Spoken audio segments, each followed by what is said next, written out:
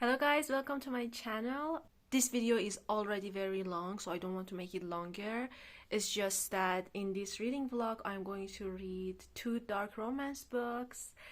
The first one was very disturbing. You see me kind of getting disappointed more and more as I read it, and then the second one was phenomenal. So, and I didn't have internet for a few days, so it kind of helped me to read these books faster. So yeah, I hope you enjoy it. Finally, the weather is a little bit chilly, there's a breeze in the air, and I am ready to start my spooky season readings. I have been in the state of fall mentally for several weeks, but the weather has not been cooperating at all. It has been very hot, but this week the weather has cooled a little bit, and the other day I felt a little bit of wind and I was like, that's it, let me take out my hoodies and stuff. And I really want to start my spooky season readings, and in my opinion the best spooky season start is with dark romance books. Now, I read Untouchable a few months ago and I really liked it, and I heard another book by the same author is again about some like bullying and stuff, and I want to start with that book. It's called Even If It Hurts, and I heard it has like a very unique different plot, so I want to start this reading vlog with that, and from there we are going to move forward, and I am very excited about this. Before we start, look at my cute bookmark. I love it so much. Okay, so I had to research to find out who Jacob Elordi was, and unpopular opinion, I think I don't really like his acting, but I think she is referring to Euphoria. I haven't watched that show either, but I kind of get why this book was inspired by him if the main hero, like the hero, is toxic. I think I kind of understand. Wrong place. Oh my god, we have a playlist. This is a plus. I love when books have playlists. The prologue starts with, "This is the story of an absolute psycho." That's promising.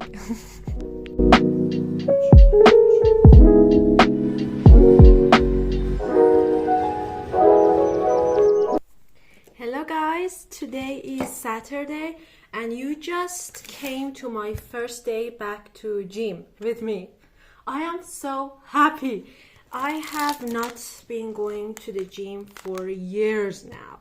It has been a few months that I told myself you should find a gym and go to, but no gym has been near my house and no gym has had a good price, but I found one just under my nose and I went today. The first day back was leg day for me, so it was a little bit torture, but I feel so good. I feel so strong, and I'm just so happy. Yeah, this is just a reminder that if you want to go to the gym and you are just hesitant, just do it. It feels so good. Now, last night I read a bunch, but I was so sucked into the book that I forgot to film myself. And this book is really good. It's kind of like a bully romance, and I see a lot of resemblance between Even If It Hurts and Untouchable, but it's a good similarity. Like some people don't like when they see similar things, but I like it. Untouchable, there's a scene that the main guy, the hero, gives a note to the heroine because she wasn't at school, and this happened in the book last night, but I thought it's cool. So it's basically about a girl named, oh god, Aubrey. She's named Aubrey, and I think her mother's sick, but I don't know why or what is the sickness exactly. But her mother is sick and she doesn't have time for anything. She goes to work and she takes care of her mother. And this is very important to her because her mother is, I think, dying, and she just wants to spend time as much as she can with her mother. And she's also poor, so she has to work very hard, and she's trying to balance this and school together. But and she doesn't have time for friends and stuff. But one day at her job, this girl, the popular mean girl of school, comes to her and gives her like an item of clothing that does not belong to that store, and it's clearly worn. And she asks Aubrey to, hey, take it back. Says, I cannot refund this for you because it's not purchased in this store and it's clearly worn. And she just, like, that girl, the mean girl, is like a psycho. She goes full psycho mood, and she kind of lures her in a party and encourages her friends to like kind of push her into the pool, and she doesn't know how to swim and she's basically drowning. And that's when the main guy saves her. Dare, they call him Dare. His real name is Chase. But yes, I really like it so far. My problem is I don't usually film spoil-free vlogs because I need to talk about certain scenes. I try my best, but if it doesn't happen, it won't happen. If we are going to have any spoilers, I'm going to put a timestamp for you to just jump forward. But yes, I want to go shower now, eat something because I'm very hungry, shower, and hopefully I'm going to film a video. And yeah, that's it. I will update you soon, my loves.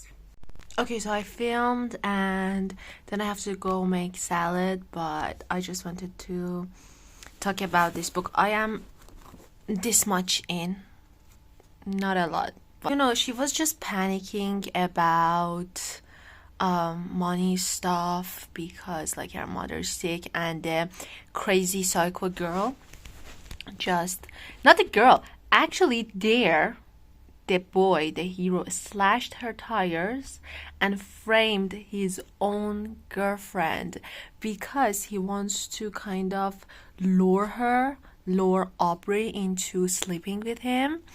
So now she like, and she's poor, like she can't afford to have slashed tires, and she is just like panicking. And it kind of reminds me of myself when I panic and I think about everything, especially money related, like what I have to pay, like what should I do, like can I make up for it, and it's just so scary. I kind of get her.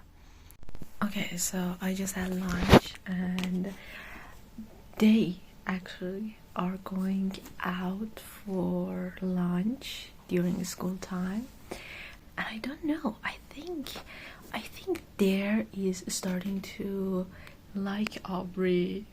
I don't know. Can it happen actually? I think he likes her. I don't know.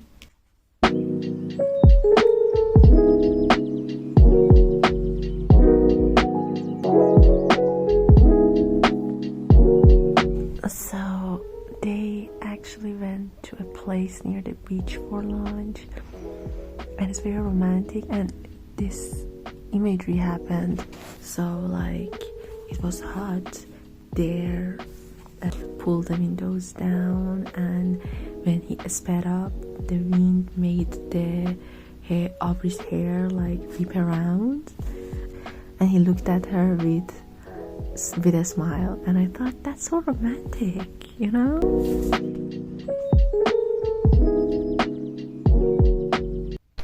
I just woke up from a long ass nap and I kind of fainted. I was so tired. I was out of this world, and I was thinking this is like my first day of the gym, but I also do not have work to do. But from Monday my job kind of restarts. We are currently on a break, so it restarts, and I decided to go to the gym on Saturday, Sunday and Wednesday. And I don't know what I'm going to do on Wednesday, because I have to go to the gym, then I will go to work in the evening, and I cannot afford to be this tired, you know? Yes, coffee is the answer, right? But I'm not a huge coffee drinker, so it's a problem. But I mean, I guess your body gets used to this stuff, right? So something just happened, and the main girl, Annie, I think is her name, the crazy psycho one, and so she did something, and Aubrey could not have lunch in the cafeteria for that because she couldn't like show her face after what happened. And a cute girl just came and offered her lunch to her, which was so cute. But I am skeptical of the message that Annie sent Aubrey, because the last time it happened, it was there. So if it's there this time again, he's a total piece of shit. And I thought everything is going good. So I don't know.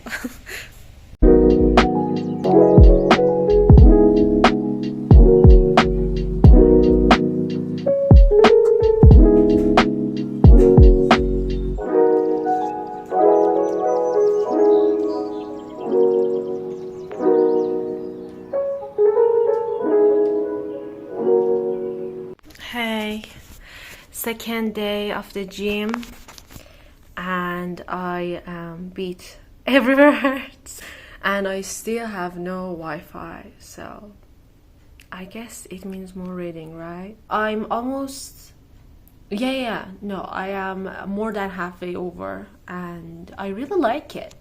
So we are going to talk about it. Just give me a moment, I'll be back. Okay, and we are back. So this is a chunky bitch. So this is impressive for a reader like me. Now let's talk about the story and the characters. I don't know what's the deal with Dare. Like, he has clearly shown interest in Aubrey, but he has not taken a step to like break up with Annie and her. He has not made an effort to break up with her. The way that they interact, Dare and Annie, it makes me think that it's kind of like a arranged marriage type of thing between them, or like Dare really likes her and like doesn't want to let her go, but he also keeps Aubrey as his plaything. And I don't know how Aubrey didn't ask him to like break up, or like, you know, she mentioned that she cannot do stuff with a boy that has a boyfriend, but she did something, and she didn't like even question like this whole triangle that's been happening. So yeah, I'm a little bit on that. I saw, before I bought this book, I saw somebody on the review section of the Goodreads wrote that this girl is very weak, not a strong heroine. But I disagree, because like the girl has been through stuff, okay? Like, shit has happened to her. She didn't have any friends before there, and like, you know, suddenly this rich, hot, tall guy is paying you attention, and he's nice and he likes you. So of course, like, you know, I kind of get it, her reaction and the need for her to talk to somebody, because she does not have a friend to talk to, and she cannot say anything to her mother because it will endanger her health. She has cancer, by the way. She also has a connection with Annie's stepsister, but like they are not like close friends, and like Hannah doesn't go out of her way to like talk to Aubrey, so I completely understand her emotions towards Dare.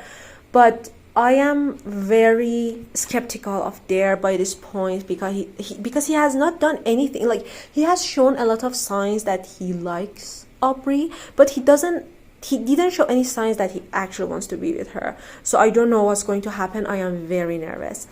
By the way, I called the landline and I asked what's wrong with the Wi-Fi, and they said that it's a problem in the whole neighborhood and they are trying to fix it, and it probably won't get fixed until Tuesday.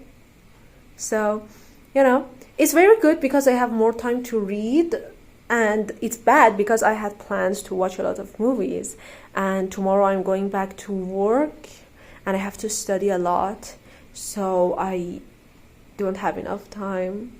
It's fine.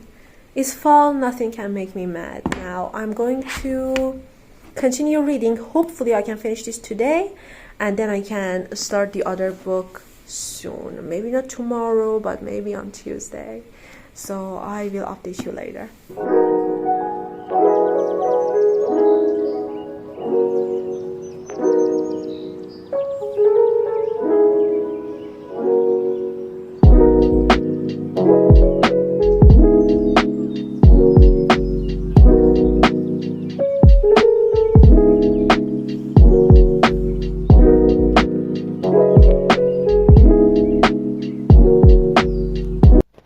So I finished, even if it hurts, and I have some things to say.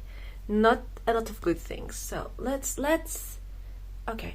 I really liked Dare in the first 55% of the book, but then a switch was flipped and he just went psychotic. Dare and Annie, they were psychotic. They were not normal characters, and I think they were perfect for each other. So I don't know why we needed this book in order for Dare to fall in love with an ordinary girl. They don't have anything in common with each other. Like, I don't understand how that's love. Like, at the beginning it was such a slow burn. We were beginning to see that love, but then suddenly they were in love. And I'm like, why though? I kind of jumped the gun of loving their relationship and banter, and as we got closer and closer to the end of the book, I hated everything that Dare stood for and their relationship. It was an abusive relationship. This is not a romance. It has a happily ever after, but I wouldn't call it that. Dare basically tried to change Aubrey and shape her as he liked. Like, he didn't fall in love with Aubrey. He just wanted a person that submitted to everything he said, and basically a doll. And I think he absolutely treated her like a side piece, and that's what she was. And as I got closer and closer to the end of the book, I kind of understood that comment about the girl not being strong and being very weak and submissive, and I agree. By the end of the book, it's like Aubrey didn't have a character. She didn't have anything going for her. She was just Dare's girlfriend. Even when they were talking, like one of her friends says that they were in the prom, and she says, I like this look of your evil queen like dress, and she said, yes, I am his evil queen. And I'm like, so you have no character, you have no identity. That's great, well done, girl. Anna was the best character in this book, and I am so sad for her. And to be honest, by the end of the book, I saw no chemistry between Dare and Aubrey, but I saw chemistry between Hannah and Dare. And there was this big conversation that Dare said, I will never lie to you, and he lied in several times in this book. And I was constantly comparing this book with Untouchable. And in Untouchable, Carter was great. Never did anything that the main heroine didn't like. He didn't, when they got in a relationship, he didn't hurt her. He didn't like he was amazing, and I think this book was trying to be like Carter but a little bit more dangerous and like mysterious, but it completely had the opposite effect on me. By the end of this book, I hated Dare, I hated Aubrey, and I felt very bad for Hannah. As I said, I felt more connected with Hannah. If you want to classify this book as a romance book, it is not a romance book. It's awful, it's disgusting, and I hate it. If you want to classify this as a horror story, that is perfect for spooky season, and when you finish you can put it aside and say, hey, thank God I'm not in this nightmare of a relationship, then this book is perfect. I am a little bit disappointed because Untouchable was very good, and it was one of the books that really got me out of my huge reading slump, and I really had big expectations for this author. And you know, as I said, Carter was amazing, and I was expecting the same from this hero, but there was this scene that he practically begged the girl Aubrey to save him, and she wasn't comfortable with the idea, and he was not ready to sacrifice himself, just even offering to sacrifice himself to like make her feel better, because it was like a death or life situation. Also, I read a book recently that I recommended in my video, and that book, like, the guy did everything for the girl, and they like, he hated her. They were broken up and he was sad, he hated her, but he still did everything in his power to just protect her. And this boy right here, he was like begging, like, hey, can you please do this, put yourself in danger and save me? And I thought it's really pathetic, and I think pathetic is the word that I describe Dare with. Was it a great experience? I think so, because, you know, I read it very fast. As I said, this is a very thick bitch, but I read it in like 3 days, and it's a record for me. So I think it was good for spooky season. As a romance, awful. Now we are going to move to the book that I am very excited to read in this reading vlog, because I have read so many good things about it. So it's The Predator, and I think it's a mafia romance, and I really like the cover, and I didn't know the cover was this stunning until I got the paperback. Like, look at the girl's face. Like, I never noticed it in like watching the cover on my phone, but the details are very beautiful. I really like it, and I think this is perfect for this time of year. And I don't have to go to work until evening, so I'm going to start reading. Oh, this is so cute.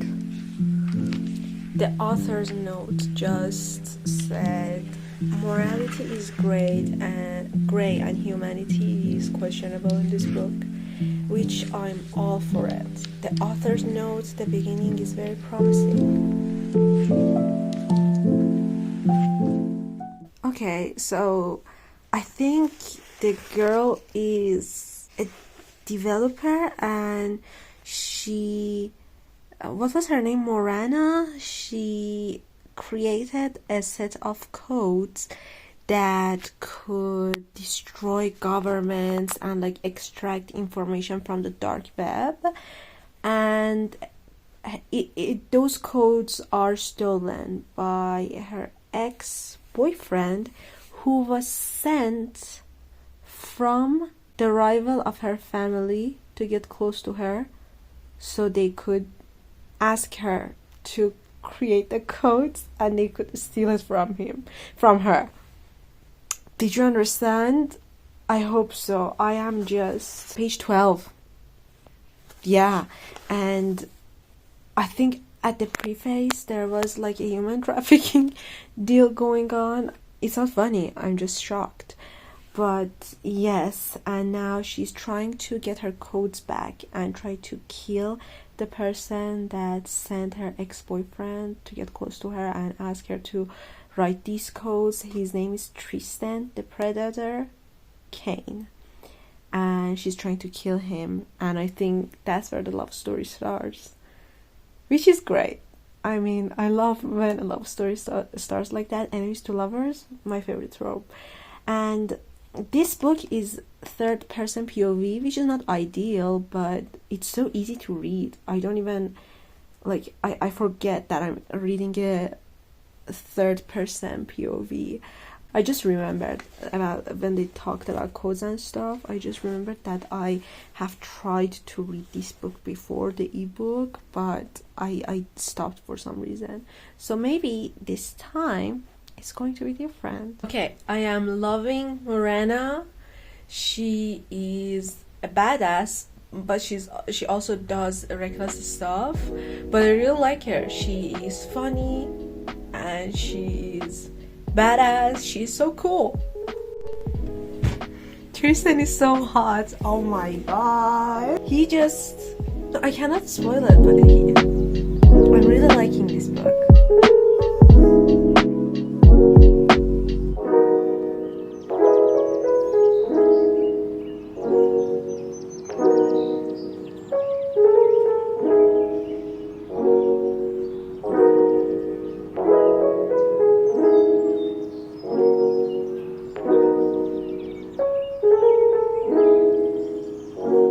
Tristan just became very scary, and he hates her. I don't know why. Like, I know they are, like, their families are enemies, but it seems personal.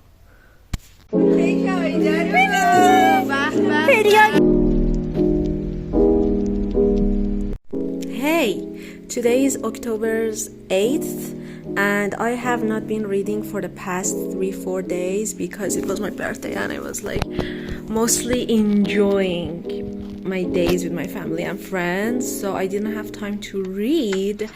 But first of all, each chapter has its own name, which I really like. These days authors just put 1, 2, 3 on the chapters and that's it, but I love when a chapter has titles. Now Tristan in one of the chapters did some Mission Impossible shit and it was so hot.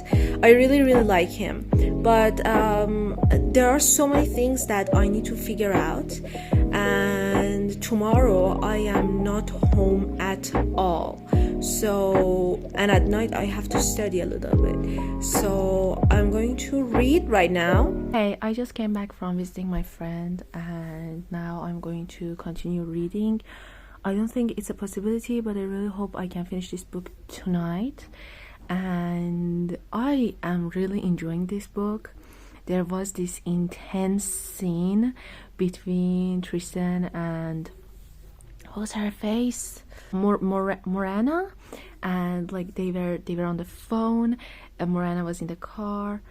Tristan was outside on his bike and like the windows were up, so they weren't talking, and Tristan called Morena and she answered and they didn't talk. They just looked at each other and they were listening to their breaths on the phone, and for some reason it was so intense and steamy and I really like it, but I don't understand why he hates her so much. So I really want to find out, and I hope I can finish this book and get this vlog out as soon as possible. So yeah, I just thought that they were going to have a cute heartfelt moment, but he just threatened her that he would kill her in the right time. So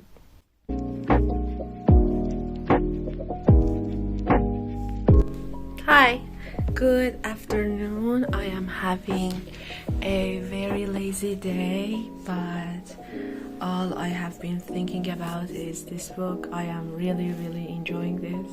I also don't want to finish this because it has a second book that I do not have and I need to buy it as fast as possible. But yeah, I think I'm going to finish this today because I need to get this vlog out. Hi, I finished The Predator last night and still I am thinking about it.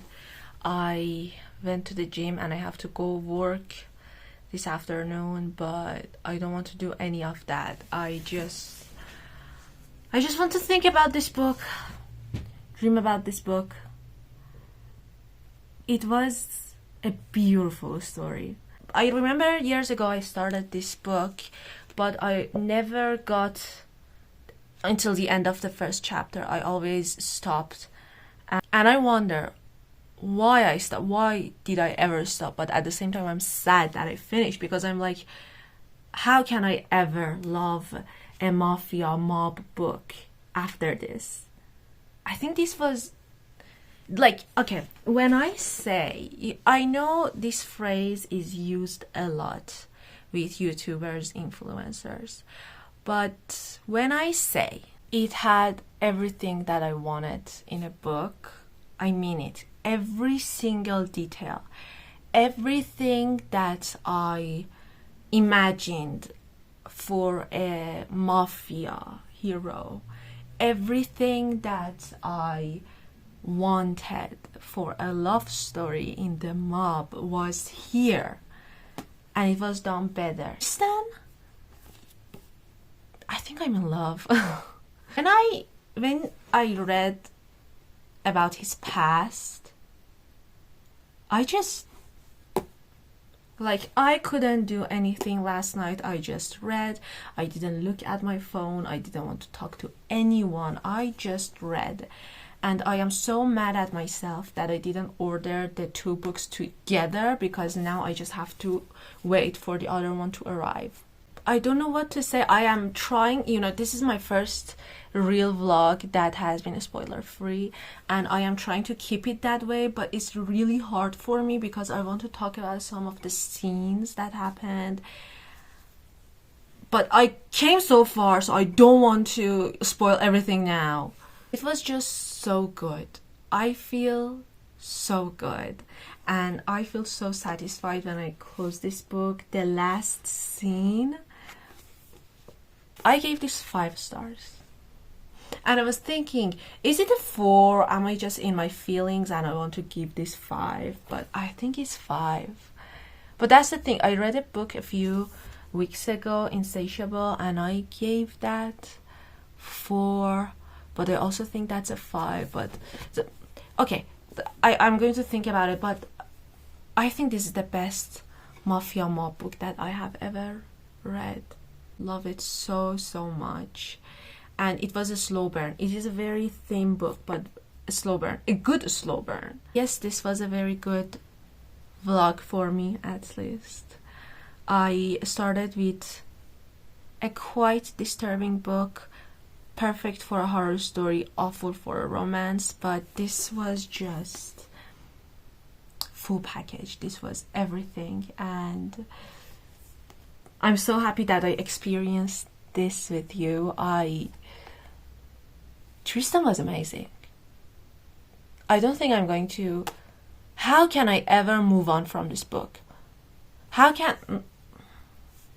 just in this state that I am very happy that I found this book, but at the same time I know I am ruined for other books. Like, how can I ever look at other mafia or badass heroes and say, yeah, you are badass? No, because Tristan exists, and because Cade exists in Insatiable, because these two exist. And how can I ever look at other heroes and say, yeah, you are badass, you are what I'm looking for in my dark romance book? I can't.